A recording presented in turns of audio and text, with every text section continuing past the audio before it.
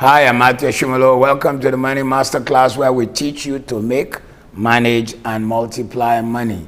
In today's session, I'd like to challenge your mind on a subject which is actually a chapter in one of the books I had written. The book is called The 10 M's of Money. Making it, managing it, multiplying it, the mistakes, the magnetizing, the miracles of money. But today we want to look at money mistakes. Let me let you know, many people have handled lots of money, some hundreds of millions, but today are broke because they didn't know how to manage what they had. I mean, the name that comes to mind would be the pugilist, the boxer, Mike Tyson, whom in his career made 350 million US dollars. But today, is 20 million in debt. Well, maybe with the next fight he's about to go into, he might be able to come out of those debt. $20 million in debt after earning $350 million. There are people who could have lived on a fraction of that.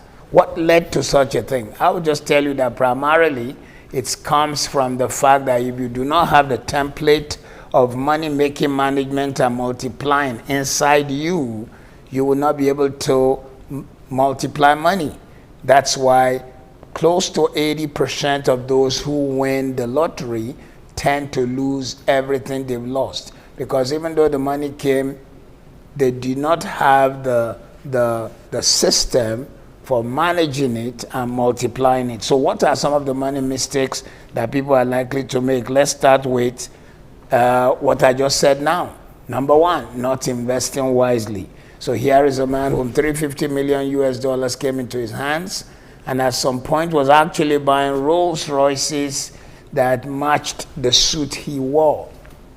That is not the smartest step, because listen, the moment the car was driven out of the showroom, it lost its value.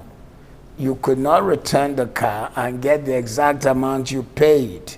It lost its value. There are some things that are not asset building. They are not. They do not return anything on investment. Rather, they drain. The Rolls Royce will require fueling, servicing, etc. Expectations often do not match reality when it also comes to investing. Some people who even invest, they do not invest wisely. Their expectation is poorly. Some will put it in a savings account, and they do not realize that a savings account is like an emergency account where you could easily access it and take what you have there. I always like to call it a shavings account, because it's like the bank is shaving you and you are shaving yourself. There's risk in all investment.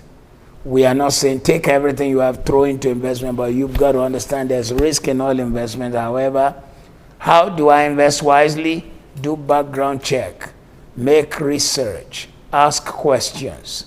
When you do that, it helps you to avoid money mistake number one, which is investment mistakes. Number two, when you spend monies on things that are more like what I call a downward investment, actually that are detrimental to your own health, drugs, alcohol, cigarettes. Well, I know there are some people who may be watching who are not teetotalers and who are into alcohol, but you've got to understand these are consumptions that do not add value to you. Drugs, certainly, when we say drugs, we mean hard drugs, classified as hard drugs. We are not talking of medicines for your body.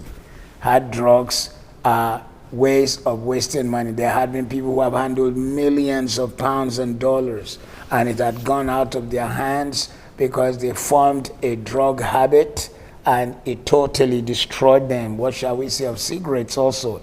It is the same thing. These are money mistakes. Number three will be spending more than your income. Spending more than your income is an assumption that you will always be in employment, or that you will always have business, or you will always have a source of income.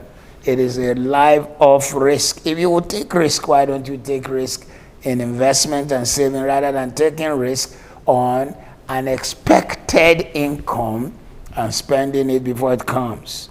Many people live and surrender to these temptations, and you now end up living paycheck to paycheck. You've got to learn. If you want if you feel that you are spending more than your income, then you need to increase your source of income. And you should not increase your spending, but rather increase your income.